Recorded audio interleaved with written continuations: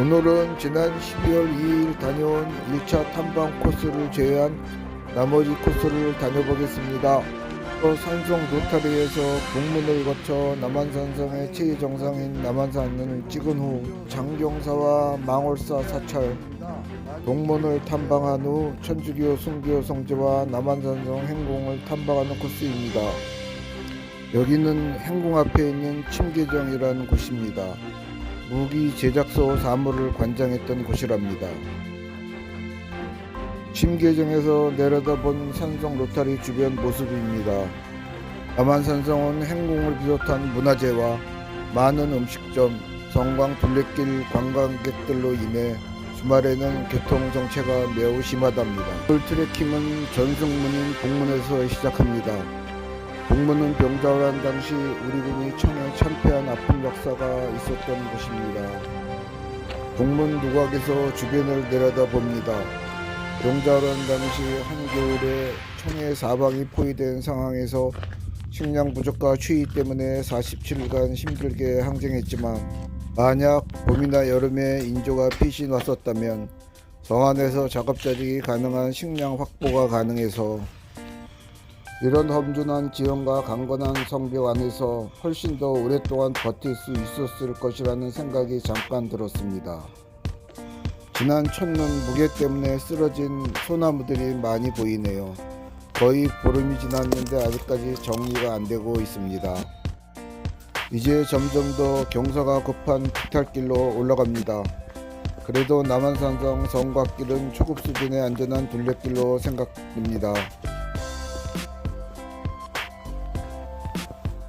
제법 규모가 큰 홍해식 구조의 앞문을 지나갑니다.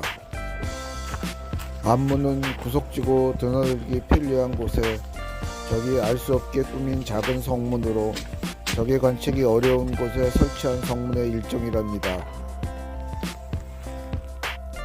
앞문은 성문을 대신해 적에게 포위당했을 때 멀리 구원을 요청하거나 식량을 운반했던 통로입니다.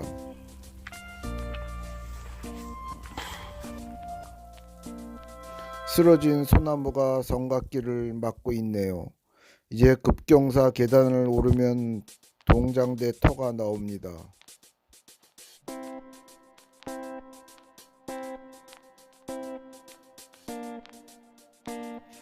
장대는 지휘와 관측을 위한 군사적 목적의 누각입니다. 동장대는 현재 터만 남아 있습니다.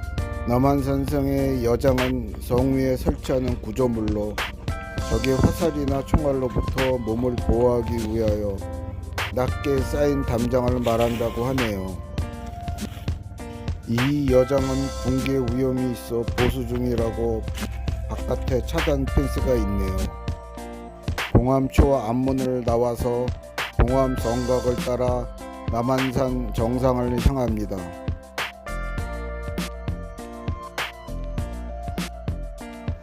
지금 트레킹하는 지역은 지도상의 이 위치입니다. 남한산 정상석에서 기념 촬영합니다. 그런데 실제 남한산 정상은 이곳에서 100m 지점에 있는데 성곽 보호로 이곳으로 옮겼다네요. 남한산 정상 주변에서 보는 하남시 산세와 봉암성 성곽 모습입니다. 남한산성의 본성과 구분하여 외성인 봉암성은 병자호란 당시 남한산성 방어의 취약점을 보완하고자 50년 후인 1686년에 새로 쌓은 성이랍니다. 지금은 성곽이 많이 노후되고 훼손되어 보수가 많이 필요한 상태이군요.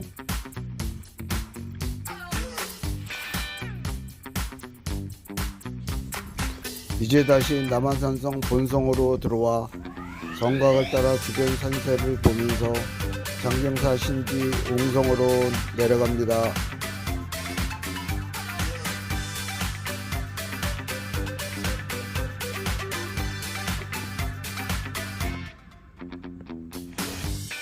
옹성은 성문을 보호하기 위하여 성문 밖으로 또 한 겹의 성벽을 둘러싸아 이중으로 쌓은 성벽을 말합니다. 기영사 신지 옹성은 봉암성과 한봉성에 대한 방어를 위한 것으로 두 개의 포대가 있고 본성과 연결하는 앞문이 있네요. 이 앞문은 평거식 앞문으로 높이와 폭이 작아 쉽게 노출이 안 되는 문이군요. 이 옹성은 동쪽의 한봉성과 북쪽의 봉암성 성곽이 한눈에 들어오는 군사적 요충지입니다.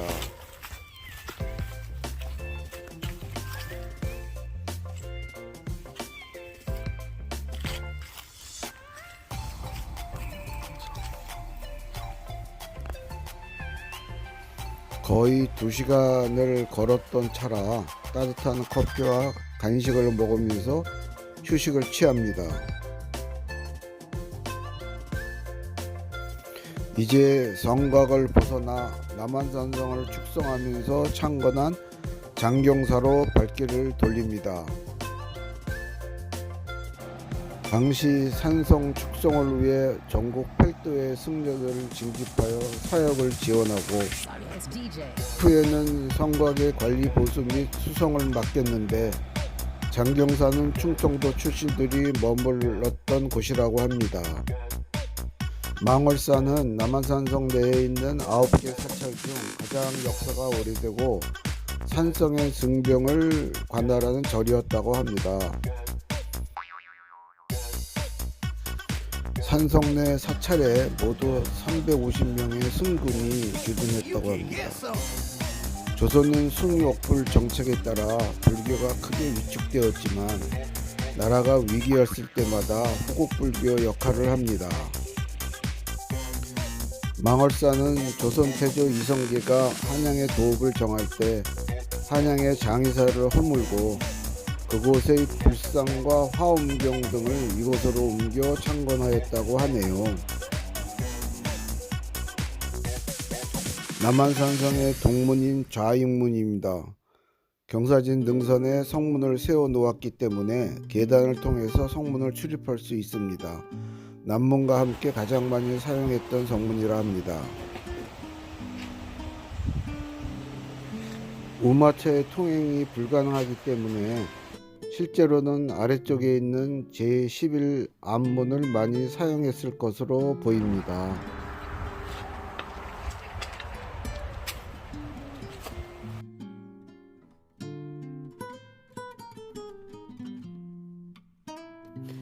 이제 산성 로타리를 중심으로 부근 문화재를 탐방합니다. 의병 투쟁사에서 가장 치열한 전투지로 꼽는 남한산성을 중심으로 일어난 의병 전투를 기념하기 위한 동상이 있습니다. 의병장 동상 옆에는 이곳 광주 출신 독립운동가이며 해방 이후 국회의장이었던 해공 신익희 선생 동상도 있네요. 아름다운 천주교 한옥성당으로 유명한 남한산성 순교성지는 기해박해와 병인박해를 거치면서 약 300여 명의 신도들이 순교한 곳입니다.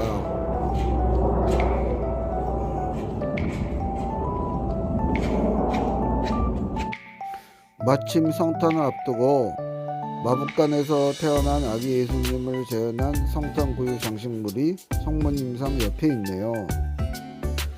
순교자 성지를 나와 앞에 있는 순교자 현양비로 향합니다. 순교자 현양은 순교자를 기억하고 기념하는 것을 의미합니다. 순교자 현양비 옆에는 남한산성 피에타 동상이 있는데 이 피에타는 신유박해 순교자인 한덕원 토마스가 겨우의 시신을 끌어안고 슬픔에 잠겨 넋을 잃고 하늘을 쳐다보고 있는 모습으로 보기만 해도 마음이 아픕니다. 마녀 기념관은 한용원 선생의 유물을 아끼고 보존하기 위해 운영하는 사립박물관이군요. 시간 관계상 방문은 안 하고 향궁으로 향합니다.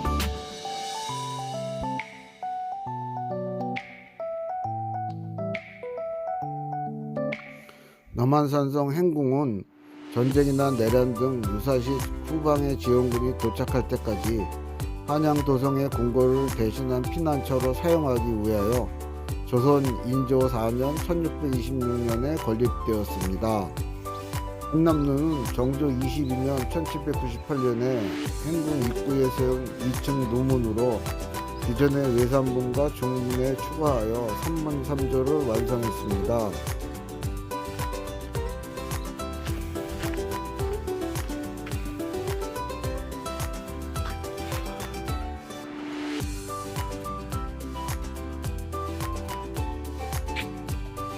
행궁은 임금이 직무를 보는 예행전과 임금의 처서인 내행전, 왕실 종묘를 모시는 좌전 등이 있으며 후원에는 이의정이라는 정자가 있고 그 외에 경기도 광주 유수의 집무사 등이 있습니다.